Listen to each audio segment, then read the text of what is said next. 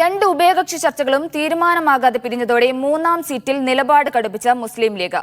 ഈ മാസം 13-ന് നടക്കുന്ന മൂന്നാം ഘട്ട ചർച്ചയിൽ തീരുമാനമുണ്ടാകണമെന്നാണ് ലീഗിന്റെ ആവശ്യം. ഇതിനിടെ കോട്ടയം സീറ്റ് കേരള കോൺഗ്രസ് ജോസഫ് വിഭാഗത്തിന് തന്നെയെന്ന് ഏറെക്കുറെ ഉറപ്പായി.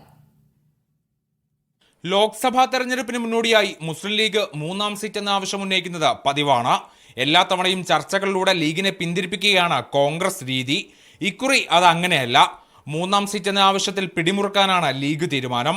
എന്നാൽ സിറ്റിംഗ് സീറ്റ് ലീഗിന് നൽകുന്നതിൽ കോൺഗ്രസിൽ അതൃപ്തിയുണ്ട്. രാഹുൽ ഗാന്ധി മത്സരിക്കുന്നില്ലെങ്കിൽ വയനാട്, അല്ലെങ്കിൽ കണ്ണൂരോ വടകരയോ എന്നതാണ് ലീഗ് മുന്നോട്ട് വച്ചിരിക്കുന്ന ഫോർമുല. ഇത് അംഗീകരിക്കാൻ കോൺഗ്രസ് ഇതുവരെ തയ്യാറായിട്ടില്ല. ലീഗിന്റെ ആവശ്യം ഹൈക്കമാൻഡിന് മുന്നിൽ വെച്ചിരിക്കുകയാണ് എന്നതാണ് കോൺഗ്രസ് ഉയർത്തുന്ന വാദം.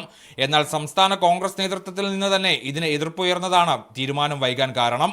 13-ന് നടക്കുന്ന മൂന്നാം ഘട്ട ചർച്ചയിൽ തീരുമാനം വേണമെന്നാണ് ലീഗ് ഉയർത്തിയിരിക്കുന്ന ആവശ്യം. ബാക്കി എല്ലാ കക്ഷികളുമായുള്ള ചർച്ചകളും പൂർത്തിയായതാണ് ഇതിന് കാരണം. ലീഗിനെ കൂടാതെ കേരള കോൺഗ്രസ് ജോസഫ് വിഭാഗം മാത്രമാണ് സീറ്റ് ആവശ്യപ്പെട്ടിരുന്നത്.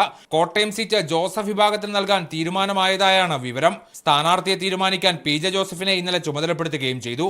ഇനി ലീഗിന്റെ മൂന്നാം സീറ്റ് മാത്രമാണ് കോൺഗ്രസിന് മുന്നിലെ പ്രതിസന്ധി. മീഡിയ 1 തിരുവനന്തപുരം.